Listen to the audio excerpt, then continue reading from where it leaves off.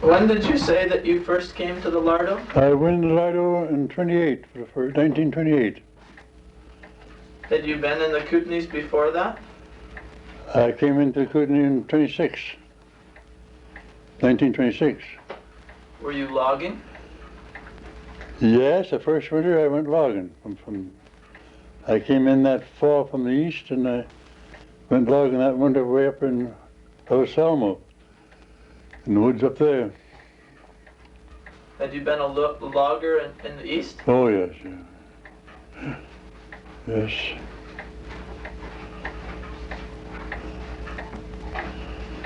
I've done everything as far as logging is concerned, all but cooking. I never cooked. Were you a teamster as well as a... Teamster, yes, to lots of horses. In New Brunswick, was that logging for pulp? Or Well, more for saw logs, my work. hardwoods, or... Yeah, it was hardwood. We had lots of oak, we had maple, and beech, and softwood, like balsam, fir, tamarack. What's a different sort of logging out here? Oh, yeah, different out here. Still, when I first came out here in 26, we were using horses. Two-horse teams? Or what? Two horses. Yeah. Did you have your own horses? No, yeah, I was just working for a company. Why did you move from Salmo up to the Lardeau? Did you hear about... I came back to Kaslo here, and I helped build this Whitewater road, wagon road, in 27. 27. But I helped build that this wagon road to up the line there. I drove team there. Who were you working for in the Lardeau? I was working for a fellow named Harry Newcomen. Well, he was a contractor, but I worked for Ernie Creed. He was taking out this timber, and we were in there falling the timber. You were falling up there? Yes. What kind of wood was it? Cottonwood. What were they doing with it? Shipping to Nelson for veneer. Would they put it in the river? Yes, we drove down the river. Were you involved in the river drives as well? No, only for myself. I didn't drive that cottonwood. But we had those flats up in the Lardeau there, where Adrian lives. Oh, yeah. We had those flats in there, and we had a lot of timber in there. So we logged it, and I drove the river, logged down the river, and put them in the boom at Lardeau. Did you sell the logs? Sold the logs. You didn't have your own mill or... No. Was it mixed cedar and... It was cedar and spruce, mostly, some pine. Was it heavily timbered? Yeah, it was very heavy timber. Had it been logged before? No. This was your own property, or this was Crown? Our own property, yeah. Had you gotten it Crown granted? Oh, it was Crown granted, yeah. Well, we had about close under 900 acres, I guess, and we had the whole flat. Your neighbors then would have been the Abbeys, I guess? Abbeys, yeah. Linville. Carson. That was Winnie and Ralph? Yeah. Ralph was dead, you know. Yeah, I just visited Winnie last month in Souk. Did you? In Souk, eh? Yeah. Is that right? She's How fine. she do? All right, eh? Yeah. It's a big change for her. Yeah. But she's fine. You see that big door that Ralph made on that workshop of his? Yeah. It was quite a work, that, eh? Oh, yeah. He took one saw log, I believe. I think it was a solid piece. Yeah. Who was the other family that you mentioned out there? Linville. The Linvilles. I've never heard of them. Yes, well, they weren't there very many. Where they live at Ed Funk lives now. Yeah.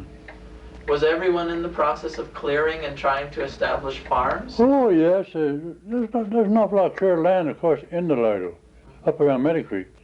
They didn't have to touch it. There was a lot of just brush, here and there. Well, the Marsdens were there, when we went there first, too. Was that Chris Marsden? Chris, yes. He was into the area very early. Yes. He must have been older. He was there before we came in 1912. We knew him. He grew lots of turnips. Huh. And he sold them? Oh, yeah, he sold them down at the McDonald's jam factory in Nelson. He put them in, mixed with the strawberries. Yeah. Well, was he an older fellow then? Oh, he had quite an age. He was quite an age, and he had a brother that worked at Marblehead. He was an engineer at the Marblehead works up there. John was his name, and this fellow was named Chris. Did he ever tell you about when he first came into the area? No, I never talked to him about that. That must have been before the turn of the century. Well, not so long ago since he died. I guess he died in the 40s. Yeah. Were you hoping to establish a farm there? Well, I had that in mind, but then old age caught up to me. So then I got a chance to sell out, and we sold out. Well, when were you born? Born 1902. You were born in 1902. Mm-hmm. Oh, we farmed up there. We had cattle. Oh, we farmed a certain amount. You had cattle. Oh, cattle. How about fruit? Did you try planting fruit trees? No, there was some trees on the place, but there wasn't number one fruit at all. They were old trees. Old trees. From the people who had it before you? Yeah. Mm. Who was that? Matthew was his name. No, Henry Newcomen. Henry Newcomen. Yeah. Tommy Matthews had it before that. Huh. Matthews had it before that. Well, now, was he one of the Matthews brothers, or was that a separate? No, it was separate. Those Matthews boys, there's three of them up in Duncan, they had a farm up there, fruit ranch. Right. Yeah. One got tangled up with a bear one time. I've heard that story. Yeah. Well, Newcomen, now he was connected with the Kootenay Cedar Company, wasn't he? Yeah, he was a caretaker for Kootenay Fort, and then Billy Clark came along. He was caretaker for them. Billy Clark took Newcomen's place? Yes, after Newcomen died, yes. Uh-huh. Yeah. Were you working quite a bit for him, logging poles? For Newcomen? No, we only took out the cottonwood that winter, but otherwise I'd done my own logging. Yeah. Did you sell poles mostly, or? Yeah, we sold lots of poles. Yeah. And you logged with horses, I guess? Well, I went to cats later on. When did you get your first cat? Oh, I got the first cat I don't know. What year it was a DD9. I had a John Deere before that. And then I had TD9 and I had a 14. I can't remember it was in the 40s, I think, that I got the John Deere. It may have been in the 50s when I got the TD9. So you logged a good many years with horses? Oh, yes, I've done lots of logging with horses, yes. What kind of horses? Oh, they were heavy ones, Clydes. Yeah. Persians. How many did you have? Oh, we had several horses up in the meadows, saddle horses and things. I don't know how many we had. I don't know how many. Could you describe horse logging a little bit? Yes. It's the only way to save your timber. Is horses. How's that? You put a cat in the woods, you destroy more timber than the small stuff. You go in there with a horse, you make a trail through and skids the logs out and don't knock down every tree you come to. No, I believe in horse logging, or even a small cat to log with. And but this going in, smashing everything down and setting fire to it, I'm against it very much. What was your routine like horse logging? What was a day like? Could you describe the process of horse logging? What your day would be like? Well, this is about horses. I'm going to tell you about one case up there. I bought a team of horses with harness for $200. And that team, I paid for the team when I got them. And that team paid for themselves in 3 days, skidding along the riverbank. Huh. You go out and you buy a cat, and you pay a great big price for it, and you break down, and you lose a lot of time. You break a single tree on the horse, you just go to the woods and make one, stick it on, and away you go again. And then you need a few oats and hay, and Did you grow your own feed? yeah, we grew our own hay, yeah. But not your own oats and... Well, we grew green feed like that, you know. Wheat and stuff like that. And would you carry it over the winter, or would you mean... Yeah, we just left in straw, you see. Fed it that way. Would you have to buy feed? Oh, I bought lots of oats. You did? Oh, I bought all kinds of oats for the horses, yeah. Yeah. Oh, yeah. Yeah. Oh, yeah. Oh, I like horses, and I like logging with them. They're great company in the woods. Well, did you work alone mostly? Oh, no, I had crewmen working. Would they be local people or people that came in? Well, people from town here. From Kaslo? Mm-hmm. Uh-huh. Yeah. You get a man those days for $4 a day. Would you feed them and put them up? Oh, yeah, we had a logging camp. Yeah. And Mrs. Pangburn was the cook? Sometimes, yes, she was the cook. Mm-hmm. Yeah. How long were you doing this? Oh, I was several winters at it. We had a lot of timber. We had about 5 million feet altogether. I let out about 2 million feet of it, and then the 3 million I logged myself. Mm-hmm. Did you then stump all that for fields? Your pardon? Did you stump it for fields? Oh, no, I never stumped any at all. You know where the big flat is as you go up the highway? Yeah. And you look across east, and I had there was all my timber from the meadows down to the river. Huh. And then I had all the side hill on the other side west. I went right over top of that mountain.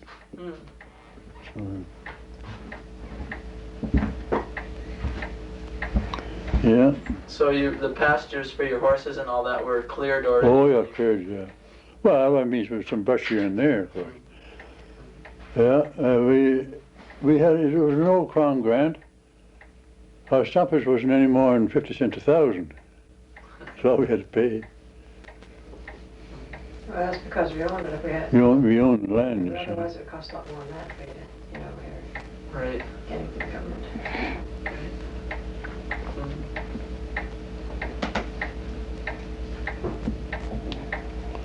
The railway was your lifeline, I guess, with the... Well, no, the road was opened up. They put that road in there in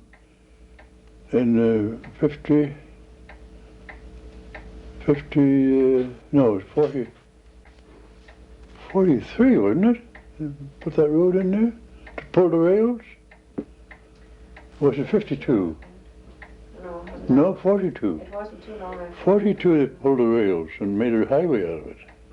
From the Lardeau up to Gerrard. But before then, you had to depend on the railway? Yeah, there's no other way. You didn't use the river, did you? Did you come and go by water at all? No, we traveled on that boat Moyer up to the Lardeau.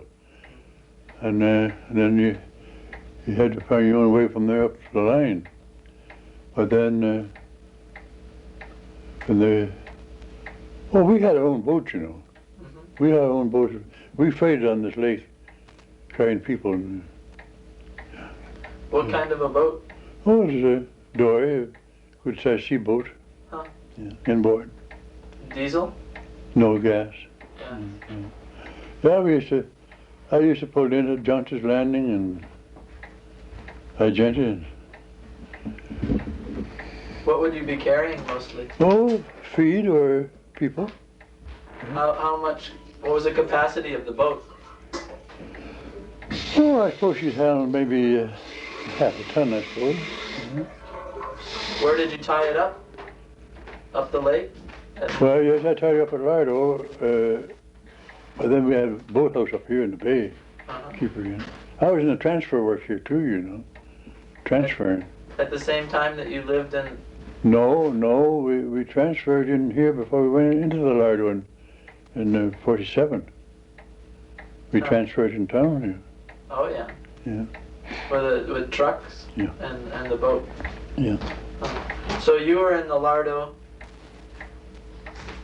from 1928 on until when? We pulled out of there and I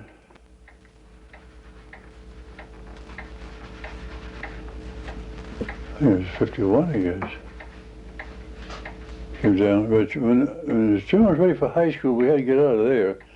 So we bought this house right across the street here. And the children go to high school.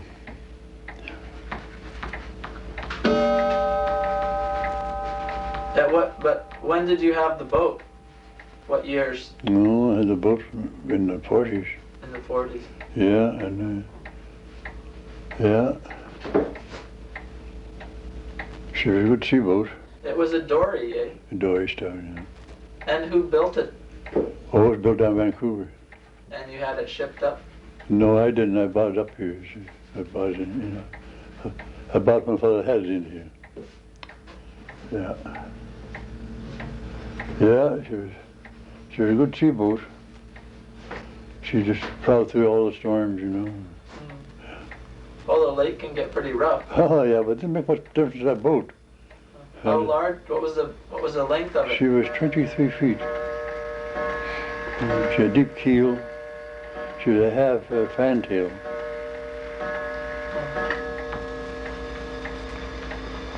So a square transom on the back? No, she come around halfway, like that, and then she narrowed up like that, you see. But then she was an inboard. She had a full fantail, this is one quite round, way back, wide one. Yeah. It's quite a reliable engine? Oh yes, very much so. Yeah. Never got you in trouble? Not very much, no. Not very much. I pulled into Johnson's Landing one time to deliver a man there, and she started to knock on me before I landed, and there's people going up to see Mrs. Lakes, Lakes people. And so she started to knock before I landed, and I was in for trouble, and so then I had to go on to Lardeau from there. But I had to put a gallon of oil in the boat, and I dumped the whole works in there, and that connecting rod was working in oil all the time, didn't hammer so much. I made about 10 trips to Lardeau with that same connecting rod, and then I had a new one put in. Were you the only competition for the Moyer? No, there was a different boat on the lake. Sure.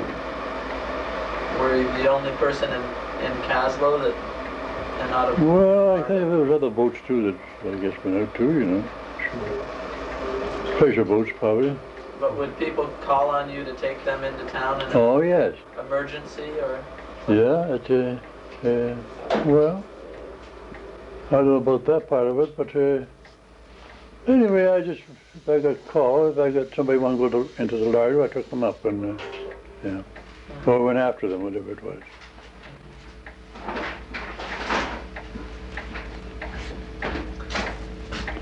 Did you have cattle for very long?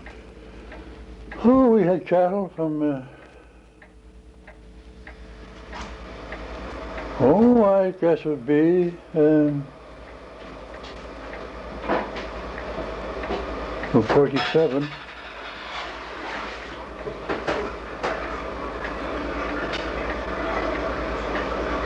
What kind About of 51, I guess. What kind of cattle were? They were drew perfect shorthorn. There was a bunch of cattle. Yeah. Lots of milk for the calves. Were there other people running cattle on the flats as well? Yes, there was Abby, Linville. The marble quarry was also working at that time, wasn't it? Not too much, no. No. You see, Marblehead was the headquarters for Marblehead.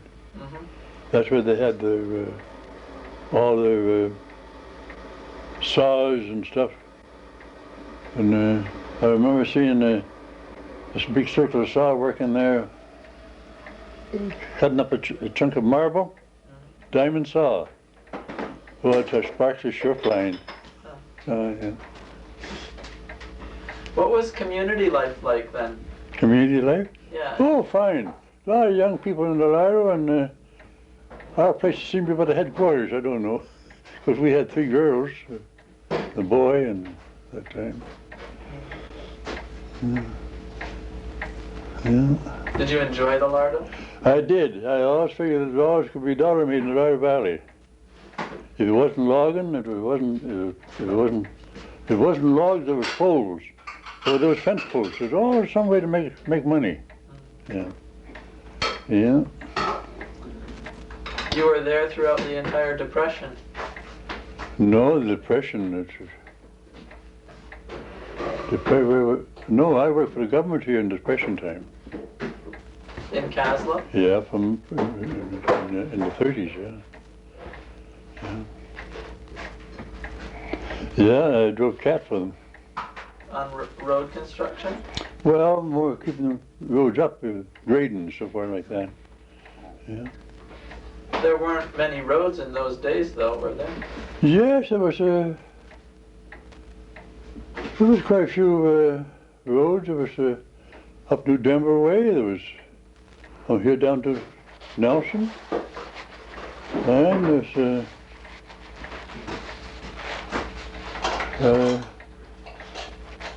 if you want to know something about the Depression time, back in 32, you want to hear about this? Sure. The railroad was in at Lardeau, and all the slides were down for 3 miles, from Lardeau up 3 miles up. It was just plugged solid. Well, the CPR went in there and tried to open up, and he couldn't kill 2 men to pull out of there. So all these telegrams was going into Ottawa and Montreal that these people were starved to death up in the Lardeau, up toward Gerrard, you know. Yeah. So anyway, they got us. They stayed there about 6 weeks, I think it was. And people were getting kind of desperate up there. So they got us to go up with a cat, load on the Moyer here. We get off at Argenta, and we got a set of slaves from Johnny Gallus, and load on a bunch of mail and groceries. And we went up the line to Hauser. And we got there, we changed our sleighs and reloaded and went on down and got onto the track. And there was about 4 or 5 feet of snow on the track. Mm-hmm. And we were on top of the snow. Well, that night we got to Gold Hill. We went in there for supper.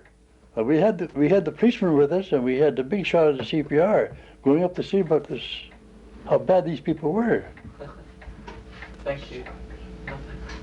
How bad these people were, you see. So anyway, we went in to see Mrs. Rear. You didn't know her. No. And see Mrs. Rear, and Mrs. Rear says, I knew you were going to be here for supper. I got a whole lot more cooked for you. Now this man Sharp, the CPR man, says, this don't sound like anybody's starving to death here. So then we left there and we pulled it and started up and we got to Poplar and we unloaded some more stuff. Well, we kept it going and we kept it going and so we got about 24 miles and we were beat. the cat was just floundering, just like that, just going up. And I said to the man, I said, we're going to fool around here, we're going to break down, that's what's going to happen. And the train was working at Lardeau, trying to punch these slides out. And so anyway, we went back to Poplar and we stayed there all night. And the rest of the night, it was about 3 o'clock when we got back to Poplar. So anyway, it was quite a trip. We were a whole week. Thanks, Mom. Up there before we got back. Did you ever make it to Gerrard? No, we never. We did by train. The train caught up to us, you see, and yeah, it was some trip, I tell you. It was depression time, and the wages was low, and I guess I made about $70 on that trip. And some of those fellows were on that, on those working on the snow slides. When they got back here, they got paid. Some of them had $6 and some had $7 coming to them, and they had to pay the board too, you see. But we were riding back and forth on this train. We were doing all right. We were getting free board, and yeah. But then I can remember there was Chinese on there, cooks, you know. On the train? On the train, and the old engine would hit that car, you know, and then the big coffee and tea and going all over the place. Yeah, but anyway, so that was the trip. So anyway, I understand that the CPR, they made about $4 or $5 on freight, taking freight in there, and it's costing about $4,000 for expenses.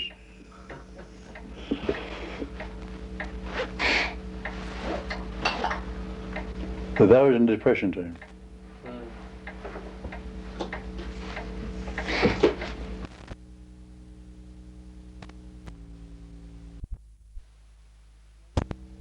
Did you know Johnny Callis at all? Oh, yes.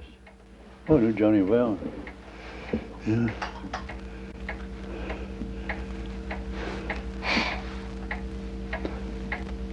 And I didn't see this happen, but the man used to come in Tuesday nights, you know, by this boat.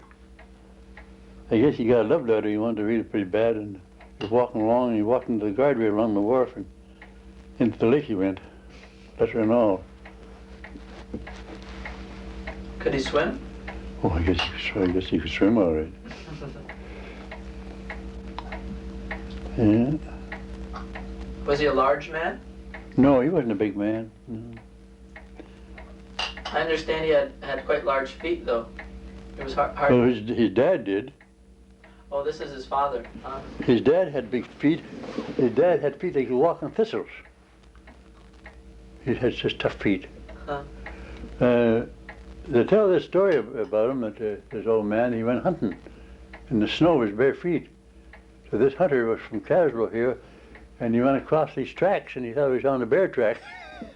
So he caught up to him and said, "This man Gallus, I was hunting." Bare feet in the snow. Yeah. That's amazing. But this was his son that you were talking about that fell off the wharf? Yeah, that's right. Did you work fighting fires with these people, or how did you get to know them? Oh, I knew him. Get together, you know, and beating them and so. So for Jean here, she just knew them more than I did. What's that?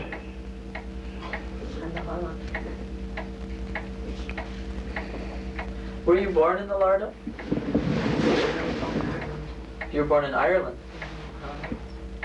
I lived in Kootenay till I was a little over 5 years of age. And then we came up to Poplar Creek. But Ernie was born up there, wasn't he? Ernie was born here, yes. When after your books Yeah, again. we lived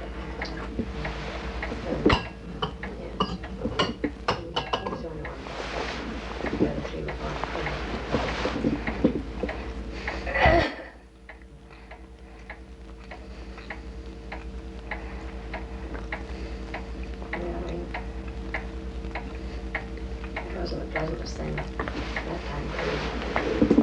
Up there? Well, yeah.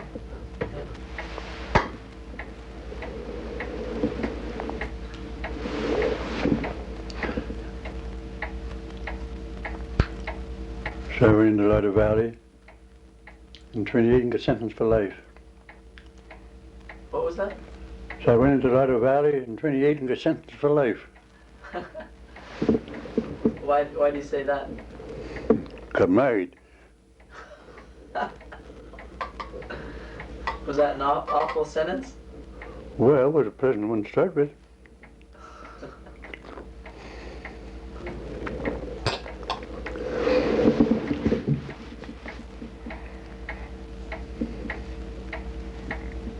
Your family was mostly girls, wasn't it?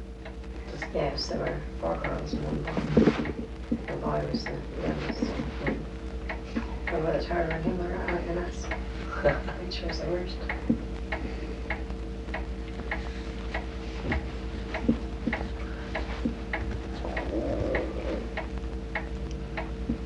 It was leap year, you see. Yeah. Yeah, you know what that means. That was leap year when you got married? Leap year, yeah.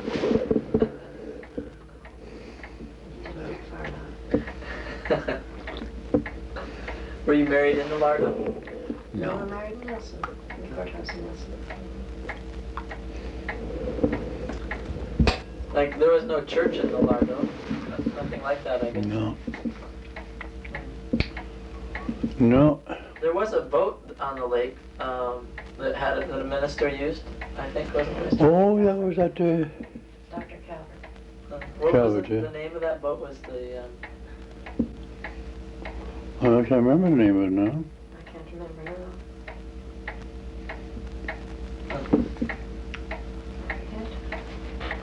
now. Do you remember it calling on your family? No, I think it was, well, I don't think they ever came up there. They might have gone just around the lake, you know. It was kind of a missionary name, wasn't it? I can't remember what it was. Yeah, I think it was a missionary boat. I can't just give you the name. Patty Jardine would remember. He was born and raised here. Did you miss institutions like that, the church up there, or was it? No. Well, we lived in Kaslo for a while, and missionaries come in here. So we now have a church in our own. Sunday morning and next evening. I've had now for years, I guess.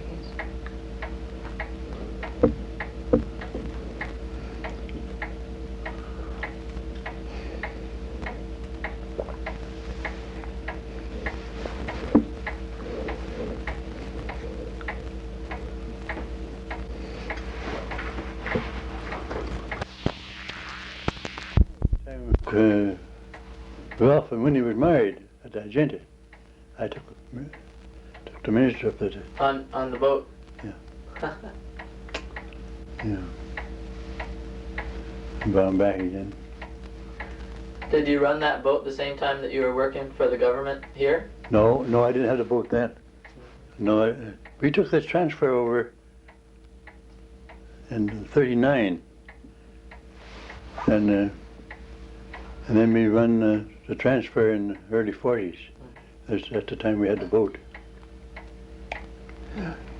Had you worked on boats before at all? No, not too much. I've been on boats, you know, but not too much. So it was all new? No, I knew how to handle a boat. Yeah. I knew how to drive rivers too. Used to, as we were born that way. How's that? Born driving rivers, I tell you. When I was just a young lad, I was on the river driving logs. In the east? Mm-hmm. But you only drove logs for a few years on the Lardeau? Just for 2 seasons. Mm-hmm. 2 drives, in other words. And those were your own logs? Mm-hmm. But they also had other people were driving on the lower Duncan and the... Not too much. See, they quit the cottonwood in sometime in the 30s. That cottonwood was terrible stuff to drive. Why? Oh, heavy. Sink. hard to drive. It was dragging the bottom, you know, and took a lot of water to carry a cottonwood log. Huh. The only way it would float was with leaving the bark on it. You took the bark off, it sink right to the bottom of the lake. Huh. Yeah. Would you be out on the logs with cork boots? Yeah, as I say, you'd be out on the logs all right, but I never used corks at all. No, I use rubbers. Huh. Yeah. I broke some bad jams on the Lardeau River, I tell you. I saw jams there 10 feet tier deep. Huh. Jammed up. Those were your own logs, or Yeah, man. why was it so bad? Well, you see, the river was in bad shape. There was a lot of jams, old jams on the river. And the logs would jam up on those things, you know, and so you have to get out there and break the jam and get the logs going again. It was quite a job. I just knowing how to do it. If I didn't know anything about the river, I would never tackle it. And, yeah, so I worked on the rivers quite a bit in the east. Yeah. Did you wrap the logs at all, or No, we put them in boom. Boom the logs. did you boom them in the river, or just after they got? Well, I put in a catch boom down pretty close to the mouth of the river, of the lake. And then it was nice weather, and we had these bunch of logs caught in a boom up the river. And I began on easy about my catch boom, so I had a boom brought in and put around the mouth of the river. See, so this boom would break on me. And so I let the catch boom go, and the logs went on down into the boom, and then three days it just blew something terrible from the south. Oh, and it pulled a boomstick. It pulled a chain out of the boomstick. And I could see my logs going over towards Argenta there, along the shore there. Huh. So next morning, we had to sweep the lake and pick up a few logs that got away. Then roll these logs into the lake and into the boom and take them down to Lardeau. Did you lose any? No. But it was a lot of work. A lot of hard work. Yeah, it was a lot of hard work, but I was used to that. Work didn't bother me those days. No. Were you on the river in boats as well? Yeah, we had a boat. A bateau, or? We had a square nose boat. Good on the river. Yeah. Outboard? No, we had oars. No engine. Yeah. Oh, I liked river driving. It was nice work. We had lots of time. But I didn't start driving the river till just for starting to come up, you see. So to keep out of the channels and things like that. Would you deck the logs first during the winter? No, I skidded them into and dumped them right into the river. During the winter when you were logging, Yeah. you would be, you'd have a boom in the... No, I didn't bother the boom till the spring. I knew the logs couldn't get no place, so I just kept dumping them into the river. And then when the water started coming up a bit, I started breaking them up and sending them on down. So you'd send them down like a few at a time? Oh, they could go, yeah, sure. Yeah. So how long would it take from the time you started driving the logs? It didn't take too long. It would have cost me $1.50 1,000 to put them on trucks. And I put those logs in the boom in Lardeau for $2 1,000 down the river. Wait, I'm sorry, I didn't quite follow that. It would cost you... It would have cost me $1.50 to load them on trucks, just to load them on trucks. And then I'd have to haul them to Lardeau. But I put those logs for $2 1,000 into the boom in Lardeau by going down the river. Who worked with you on that? Well, I had different men. Ralph Carson was one. Turner's another one. Alexander. And I had a couple other fellows there. Were you the only one who had previous experience? Well, Ralph Carson had some. Yeah. Yeah, but Those others didn't have none at all. You didn't dare take them out in the jam, you know, because you're afraid of getting drowned. Yeah. It's dangerous work, isn't it? Dangerous is right. That water boiling underneath you, you know. And you got to get down and get the key log, and then you can get a bunch of logs moving. So you have to sort them out. Well, you try and get a hold of the right log that's holding everything up, you see, and then if you can get that moving, you can send a bunch out that way. Do you use a pike pole? Mostly peaveys. Peaveys. Yeah. Mm-hmm. Where would the different people be stationed and what would their jobs be in the drive?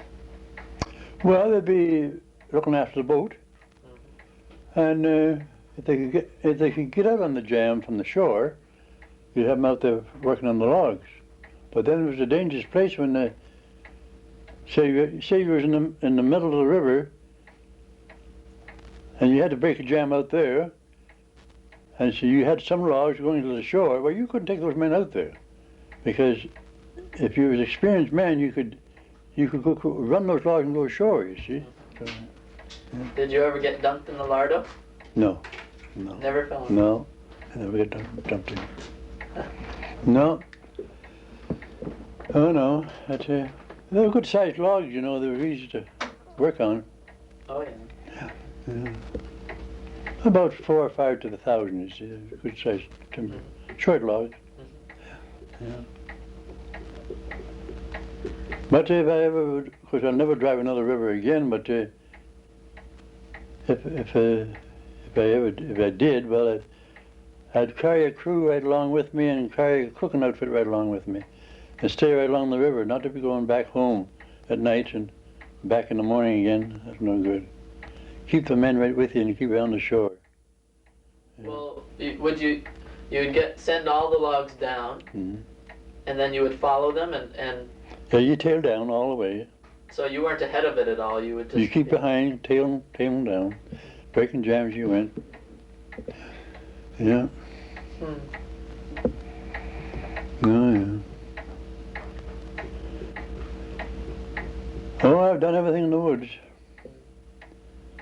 Well, we were for 5 years in the transfer work here. We've more 10 years in the transfer work here. Altogether, selling fuel, coal and wood. Done everything. There's a living in it. Yeah. Did you do all your falling with a 2-person crosscut saw? Yes, I've mostly done well until I started logging myself. I used power saws. Oh, yeah. But in those days, it was all done by crosscut. Yeah. When did you get your first power saw? Oh, I got the first power saw. Back in home is the home light. I just can't tell you which when I got it. Before the war? It was after the war. After the war. Mm-hmm. Then I went in for McCullers after that. Uh-huh. Yeah. Mm. Yeah. No European saws then, all American ones, eh? Well, I don't know where the McCullough was made. It's American. Is it? Yeah. You know Cecil, don't you, up in the Lardeau? Yeah. He's our son, you know. Right. Yeah. He used to fall for me. Uh-huh. Yeah. Yeah.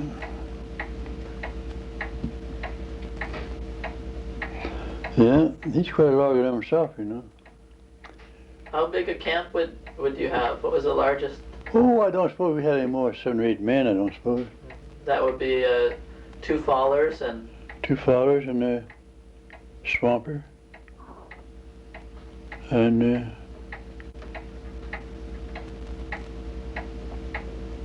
well, maybe they didn't have 7 or 8, maybe less than that. There would be 2 fallers, there would be a swamper, sometimes a teamster.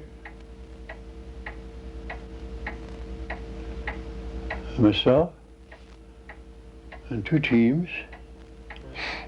what kind of freight was coming past your place on the rail line? Was it What would be freight for people up the line would be feed, it would be hay and groceries. And, yeah. How about the return? Would they bring lumber from Gerrard? No, they would. Well, yes, sure, they would bring poles and mostly poles because the old mill was closed down in the early days. At Gerrard. Mm-hmm. Well, there was a fellow named Sukharov, wasn't there? Yes, he shipped a lot. And then when he still had a lot of lumber up there when they pulled the rails, and he had to truck it down to Lardeau. Huh. He. A fellow named George McGinnis is in there. I don't know much about him.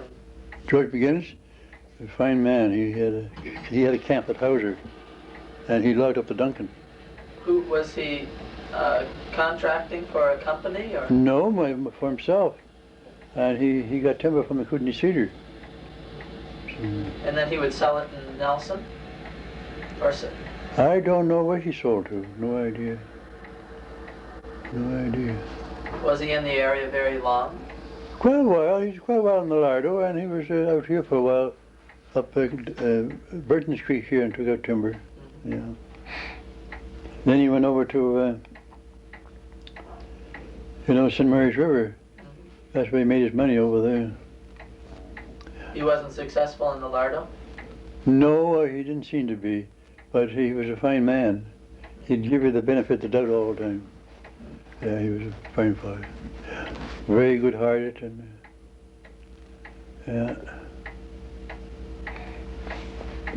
Were he and Newcomen in a partnership or? No, but Newcomen was the caretaker at that time when he was there.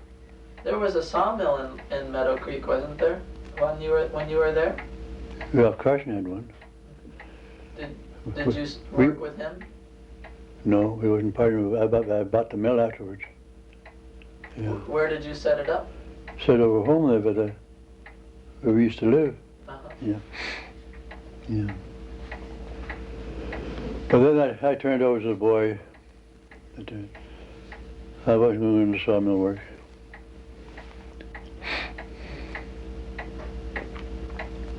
Were you cutting ties? No, lumber. Yeah. Did you ever get involved in prospecting or mining at all? No, just once. When was that? Oh, that way back in the 40s. I staked a claim one time, but that's all I did. How did you find it? Well, I don't know, up Meadow Mountain, back up in there, called the Great Britain mine at one time. So, and Andy Jardine and Roy Brewer and Ernest Alexander and Andy Jardine, we all went in and staked a claim of peace around the Great Britain up there. And, but we didn't bother with it. It was a long ways back. It's long, about 14 miles back from that road. Yeah. So, I never bought stock neither, never. No. Joe Gallo was a active. Oh, Joe was quite a man. Joe brought a lot of money in this part of the land. Yeah. Yeah, Joe was a good man. Yeah, I knew Joe very well. Do you recall any particular incidents involving him, or? Oh, yeah, he was a good man. He ran a good camp. And he seemed to know his work. Yeah. Someone said he couldn't read nor write? No, he couldn't, no. No, but he had lots of knowledge. Yeah. Yeah, he was nobody's fool. He had a mine up at Glacier Creek, and then he was in this one of Duncan Lake. Well, there was 4 or 5 of them in that, I guess. 4 of them, I think. But Clark was one of them. Yeah.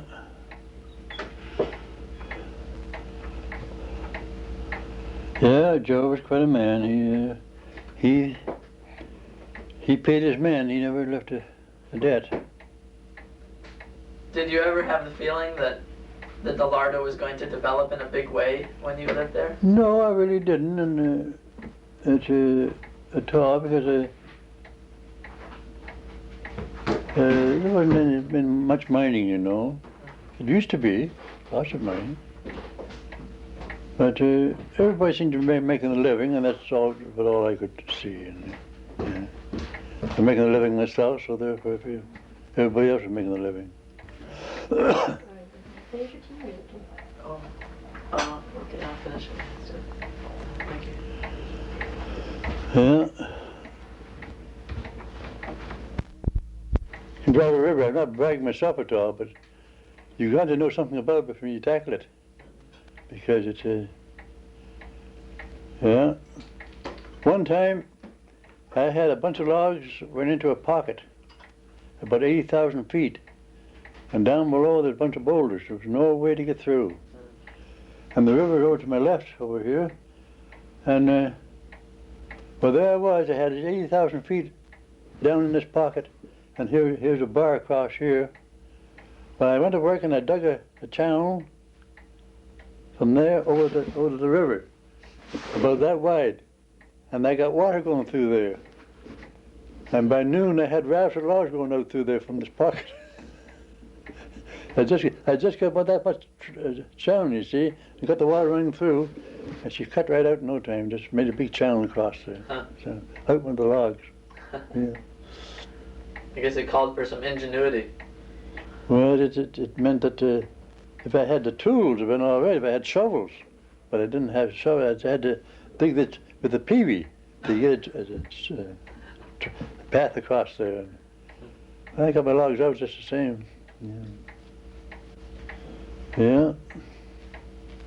Well, I say there was a lot of hard work. I tell you, it's a certain amount of worry to it. I mean, if you want to get all your logs out, and you couldn't leave none behind.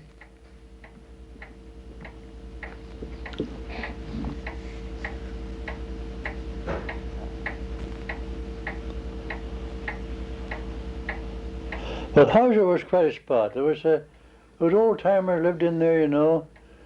There was Billy Clark and Earl Stevens, and Slim Hatfield.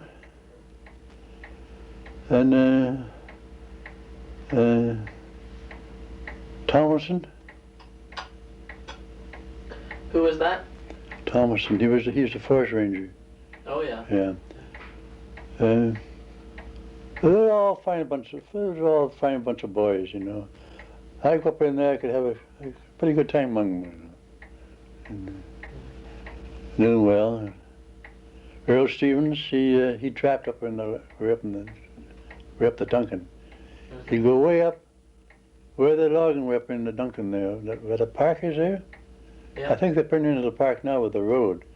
But that was his trap line in there. And Earl, he didn't catch this man at all. He caught him once, I think it was. But this fellow came in from the Windermere, this trapper. Oh yeah. And he put in ground sets up in the park. And he'd get all his fur, and he'd get out of there before Earl ever got back in there. Huh. These ground sets were just put on for the tree, you know. And he was poaching on Earl, you see. He came in from the Windermere. But Earl did catch him. Huh. He caught him, yeah. I had a trap line up Meadow Creek. Where was yours? Mine was up Meadow Creek. It's by the mountain up that way. Mm-hmm. Yeah. I went way up to Section Creek. Did everyone trap pretty well? Yeah, they all had trap lines, yeah. And did you all sell through the cooperative? Well, I think we just saw where we could get the best price. Yeah. Yeah. How did you send them down to Vancouver? To Vancouver, yeah. Usually once a year or more often? Well, once a year in the fall, in the winter time, you just make a shipment. Well, probably you make more if you got more fur, you know. But then this, I used to catch live marten. Yeah. In And traps. live traps? Yeah. And then kill them? No, I caught them in a regular spring trap. Oh yeah. And kept them in pens and sold them for $100 a piece. Who would buy them? Well, the man up here had a big marten ranch up here, big pens, you know. Huh. He'd take them. In Kaslo, Up in Kaslo, yeah. Huh. Yeah, that's quite a trick to trapping those live martin. Now, would you carry a sack with you? Or? That's something like a river driver, and you had to know your work. How would you get them out of the trap? Well, the thing you put your knots in the tree the same as you would for pelts. Yeah. And you lag all around it, you know. You've seen them, haven't you? Where they lagged around, but they just leave that much space for the martin to go in. And you could set that trap just so that martin would put his front foot in there when he went in. And but you had to take the spring out of that trap. You couldn't have it too powerful, or it'd break his leg. Had to be just enough to. We used to test it over a thumb here with the trap. The street down like that, you see. Just so you could figure out what would hold a martin. And well, he'd put a pole up to the set, and he'd walk up that pole, and he'd step in the trap. And when you caught him, you carried 2 sacks with you. Well, you carried more than 2. The sugar sacks at that time were heavy sacks, you know, for flour sacks.